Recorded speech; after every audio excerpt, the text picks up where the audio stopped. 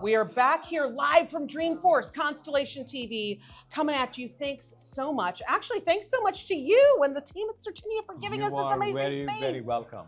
Oh, we've been having so much fun here. You're going to see our colleagues here all throughout Dreamforce, just chatting, catching up with people, and who better to catch up with you? All right, happy but to you're gonna have to tell my friends here watching CRTV the who you are, the what you do, and the who you do it for. Yeah. So first of all, great to have you here. Oh, great to thank have you. the CRTV audience here. My name is Raju Malhotra. I am Chief Product and Technology Officer at Certinia. So, explain to our very widely diverse, covers everything. I mean, our CXO, our Constellation Executive Network, we got CXOs across the board. Certinia, what do you guys focus on? What's the vision for the organization? And what do you think the biggest problem you guys are solving for your clients tends to be? Yeah, so Certinia is one of the largest professional services automation companies in the world. We're also the largest ISV, native ISV on Salesforce platform. Really? That's why we are proud to be at Dreamforce, and we've been here for many years. And what Certinia does, maybe the best way to describe would be through the lens of our customers. Love that. You know, the type of problems we solve for our customers. You know, we have customers like PwC that use Certinia for really, you know, resourcing, selling, and delivering their professional services. And we also have customers like Siemens and Salesforce that have technology companies, but really consulting organizations within them. Right, services firms, sure. Really, you know, we help them manage their professional services business as a P&L. Really? I love that. There are so many weird things I could ask you right now, but go on. I'm gonna rein it in. I'm gonna rein it in. I have tendencies. Okay, so let's talk about what you're seeing as this kind of new future of work. So clearly we're here at Dreamforce. I don't know if you've heard of this thing they have. It's called AI. I think you spell it with an A and an I. I see. Yeah. So everyone's talking, right? Agentforce. We're talking about all these things. We're talking about how it can fundamentally change work. But when we start to think about the work that your customers are doing, the work that you're doing, that's a very different type of work. It's a different cadence. There's a different value that's being driven. There's also different revenue that's being driven, different margin that's being achieved. Absolutely. So what, from your lens, does that future of work start to look like? What can we expect from services work? Yeah, so professional services, I believe, is going to be most disrupted industry by AI. And the reason for this is very simple, because in professional services, it's really a human-based delivery.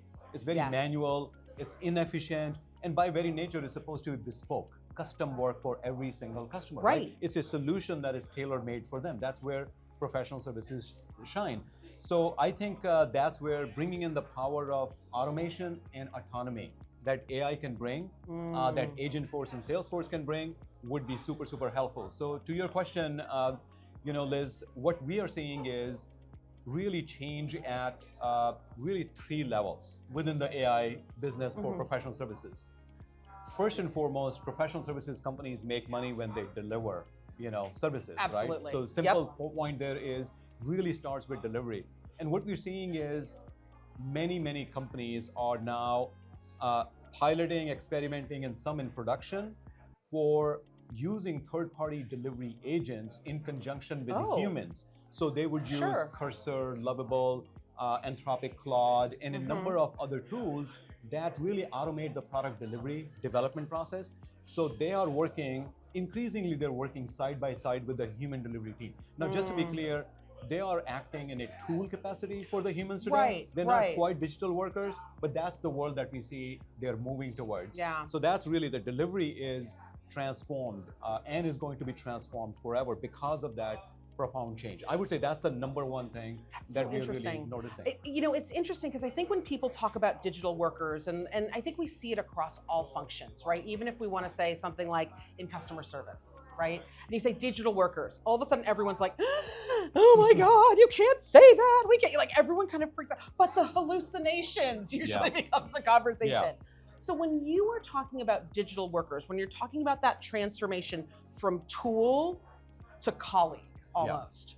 What do you see as the biggest challenge that most of your clients have to overcome to really understand that shift really in business model? It is. So first of all, right now we're not there. Yeah. Right now we have Huge point. agents, we have, they are the tools to help the overall delivery teams or human teams, but we see the path that they are becoming more and more capable to become digital workers. So, what does it take to be a digital worker from an agent? First and foremost, it's the capabilities. Yes. Really, it's about thinking about an agent that you onboard in your company with the right permissions, with the governance, with what they can or cannot do, say, etc. Because it's an enterprise environment. So that I think is something, there is work to be done to actually make sure they get the right persona, they get set up the right way, they have the right data, and they have the context. Yes. Right? The context really is key. So once that happens, I think we're going to be in a hybrid human-agent collaboration. And that is the world that we have to get used to. We have to anticipate it, we have to hopefully accelerate it, but also we need to really plan for that situation because that's exactly where we are heading towards. But let's also be honest here, some companies have a hard time trying to get used to like people who are just on like video calls. Yeah. So how are we like we just got to be honest about that. Absolutely, like, so now you're telling me I got to be used to being on like a hybrid workforce. And I'm not used to being on Zoom. So if I'm in that scenario, that's a whole lot of change management. It is. But that can also really slow down growth. If you're managing change over here and you're also trying to drive exponential growth over here, those two things can often pull at each other. So when you are looking at how are these organizations striving to drive growth, change their business to really capture what could be explosive in the marketplace, what are you seeing? So in the short term, you're absolutely right. This type of change in model, change in delivery, change in business model, change in pretty much everything on the delivery side can actually stunt growth because you're getting used to it. Change management takes some level of investment. But here is the thing that we have seen, and that's really the second point that I want to sort of talk about, the three things that are changing in professional services. Nothing really overcomes the change management inertia than the opportunity and the growth prospect and the top line and the bottom line business impact that this delivery change can actually make. So we just published a research with Constellation Research. Who? What? Oh, I've heard of those guys. They're pretty good. Ray Wang. Oh, with Ray Wang. Oh, we know that guy. So Ray and I kind of collaborated on this research, and what we found out was today, a typical professional services organization is able to tap into about 10 to 20% of their addressable sales pipeline. Wow. And why is that? It's actually relative. Like, why would that be the case? Because, not similar to selling a software product or manufacturing product in services, you really have to sell based on what you have available, which skills you have, humans, etc., etc. Now, what we just talked about in the first sort of change that is happening in the industry, if you have a hybrid team of humans and agents, it really unconstrains that number one constraint of human capacity. So what we saw that 10 to 20% actually becomes target is 70 to 80%. So 7 to 8x change potentially in the business impact and the business potential. So to your point about, what is the best way to accelerate that growth or overcome that inertia is to really think about this is where the vision is. And this is where if you do all these things right, there is a potential opening up of aperture at a time, at a scale that is really unbelievable. Love that. So, I love that. Because you're talking about the velocity of change. I think a lot of people talk about the impact. That's when everything hits, right? Like that's when the pasta actually hits the wall. It's about the velocity of all of that change and being able to bring that precision, being able to bring that focus in so that you are able to see the 70%. Because a lot of times, let's be honest, businesses can't see the 70%. They see the 10%. They see the 15% because they knew where to look and they knew what to ask. It's about being able to see that 70 and have that velocity and the inertia to go ahead and make that impact. So I love that. I love that idea. It is absolutely about that sort of velocity because right now they don't want to see something that is non-addressable. Like, for example, Right. if you can't really deliver, I mean, we have so many things to do, so focus on things we can deliver. 100%. Now, I think you have an opportunity to look at that, and that actually gives an opportunity to improve that speed and velocity. Yeah, and I think that people are also not, I think we're paying attention to the thing. We're paying Yeah. attention to the bright, shiny, like it's AI, oh my God, I'm gonna focus on it, right? Yeah. But what we're not seeing are all of these new competitors, all of these new players in the marketplace that are bringing out companies that have huge market caps. They are like just making, they have a money tree out back. Yeah. Raju, I don't know where they got it. I would like a money tree out back. I don't know where they found it, but they did, and they have these really tiny teams. Really, like there's a website that like talks about it.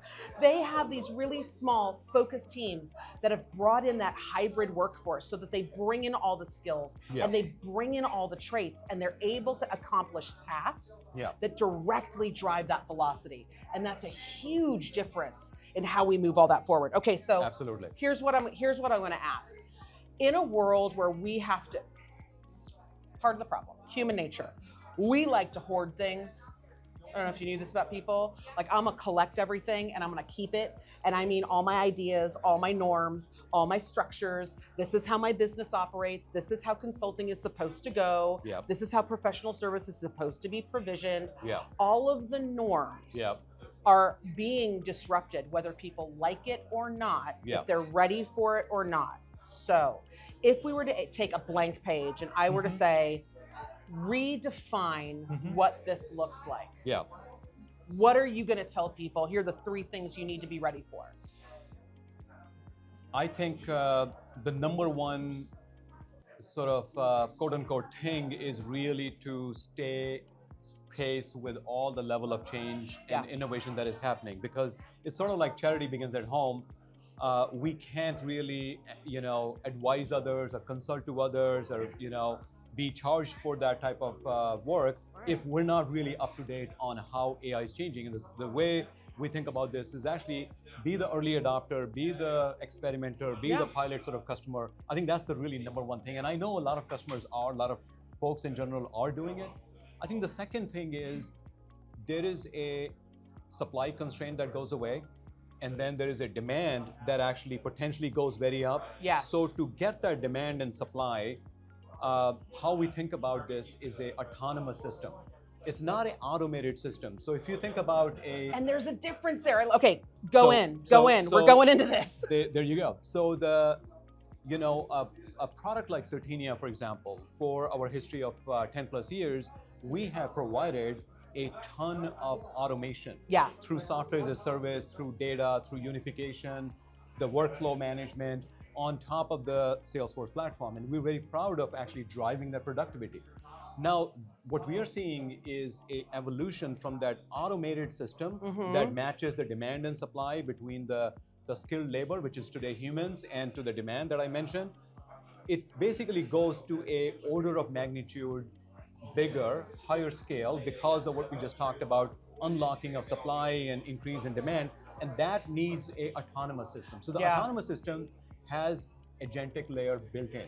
It has the generative, predictive AI as part of it, and effectively it works, it actually provides the tools for the professional services teams to have a staffing agent in addition to a staffing manager, a customer success agent in addition to a customer success manager, a project agent in addition to a project manager. And I think that really helps us scale up. And I think doesn't it that's also the mindset. orchestrate across that? Because I think that when people start to think of agents, it's almost like we're just thinking about, to your point, we're automating the functional task that we used to have a person doing. But what you're actually talking about is an autonomous view that slices across all of that. So yes, you have your staffing agent, but that also slices across in a very holistic manner. And that's where that autonomous reaction comes from, where all of that ties together. So how are you looking at orchestration?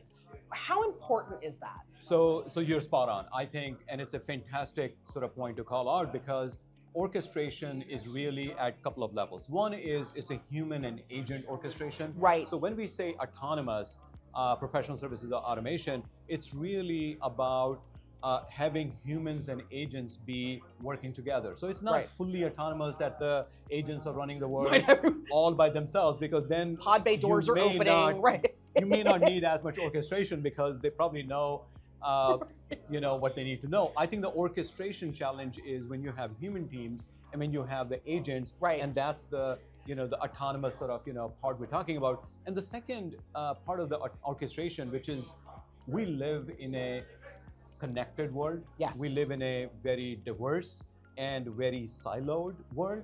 Even though we think about, okay, as much as possible, we want to unify our data, at least the actionable data, the workflows. The reality is we have different systems.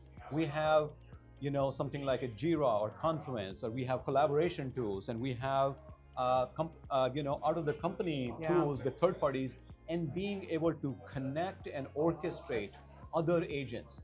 Because the financial system that someone is working with at your vendor's account receivable or account payable probably has an agent at some point. So that orchestration is going to be a key part of the workflow that really we think about building. The next level of Certinia, our vision is to build that autonomous professional services where we can have that orchestration built in. Yeah. We provide the collaboration between humans and agents to do all the things that our customers do today, for service estimation, for sales, to resource management, for project management, and all the financial management to really run their business as a true P&L. We will evolve them into this hybrid environment. I love it. So I want to pick up on something that you just said there, because I think it's really important. When we start to talk about resource management, I think a lot of people tend to think of it as something that you set in stone and you just hope to God it works, right? Like we roll it out and we're like, we're going to do this. And then someone gets sick. Yes. Or the project changes and what you thought the scope was completely changes, and now you've got to completely bring on board. The idea of real-time resource planning terrifies most people. But in this world of AI, we should be able to look at that type of orchestration, that type of planning, that type of predictability, and that type of context in that same view. Am I just losing my mind? Or is that what I'm supposed to be looking at? You are actually spot on, because guess what? The number one job a resource manager does today is actually replanning, restaffing, erase, right? And that's the part of the job. Right. It's never that I can build a plan and just autopilot it. Same in project management. Yeah. Right. It's like it's removing the cell is like the number one thing we have to do every single day. It feels like we live in a world where change is inevitable, pretty much on a daily basis. In fact, we ran early adopter program where we got a tremendous number of interest. We got about 100 plus customers who are interested in this. We have about a dozen customers in our staffing agent and CS agent early adopter. And the number one thing we heard was that the staffing agent helps me on the restaffing. Because the scenario of someone getting sick, or someone getting redeployed, or someone leaving the company, etc., is so common.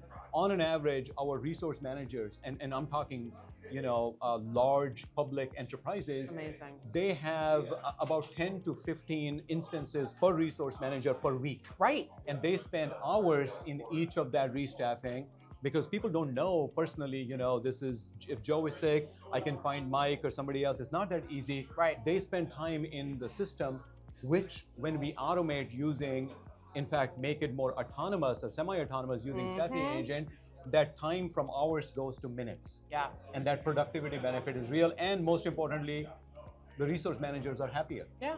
And it brings all of that from that unknown into known, which is half the battle I feel like we're always facing. So then I got to ask, like, how does that change the pricing of all of this? Like, because it feels like if I'm going to be the contrarian in the room, everyone's had to deal with the contrarian question so far. Yeah. This changes the business model. You're talking about autonomous professional services, that's a business model that a lot of folks like me, if I'm looking at it, I'm not wrapping my head around it. What is this? What do we start to look at? Are we talking about outcomes based? Are we talking about what does this become? Yeah, what's the expectation? So, one of the holy grails, maybe the holy grail within professional services business, is getting to a value-based pricing. Yes. Value-based pricing model, outcome-based pricing model. and also not a sporadic project by project, but really going to a almost like an annuity-based relationship, Right. where you kind of help your customers be successful, not just by delivering one thing at a time.